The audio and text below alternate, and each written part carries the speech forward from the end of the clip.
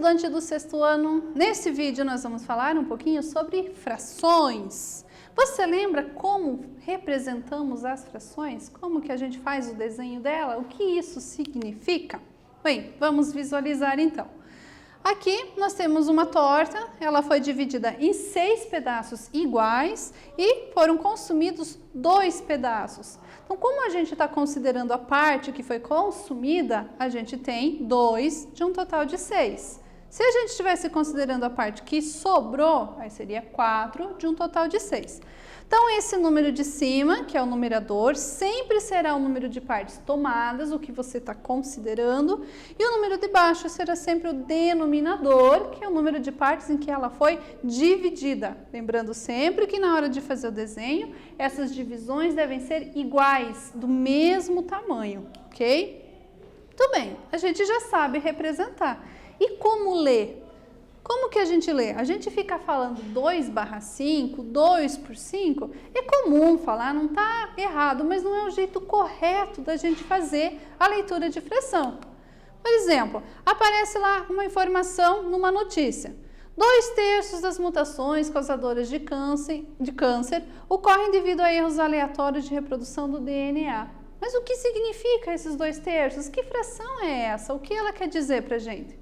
Bom, para a gente escrever a leitura de uma fração, a gente sempre vai seguir essa tabelinha aqui. Nós vamos ter que tomar muito cuidado com o denominador. Quando o denominador for 2, a gente vai falar na minha fração meio. Quando o denominador for 3, a gente vai falar terço. Quando for 4, a gente vai falar quarto. Então, observe, a gente vai fazer a leitura começando lendo o número que está em cima, que é o numerador, a gente lê ele normalmente, e o denominador a gente vai falar segundo essa tabelinha aqui, ok?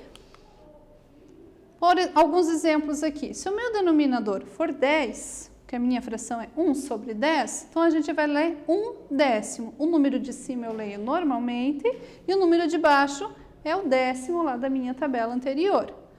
Por exemplo, a fração 21/100. O 21 eu leio normalmente e o número 100, segundo a minha tabelinha, é centésimo. Então, 21 centésimos.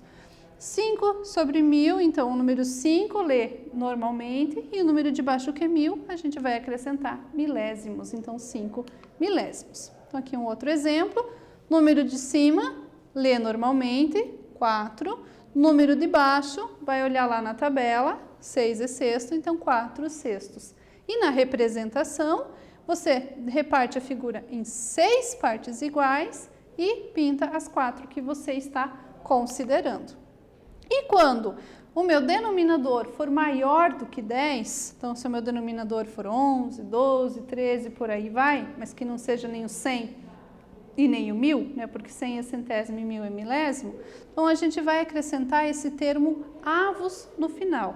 Então, 37/11, na verdade a gente lê 37, 11 avos, 5, 12 avos, 7, 13 avos. Então, toda vez que tem esse denominador maior do que 10, não tem um nome especial, vai ganhar essa terminologia aqui. Bem, nesse vídeo então falamos sobre frações e eu espero que vocês tenham gostado. Até breve!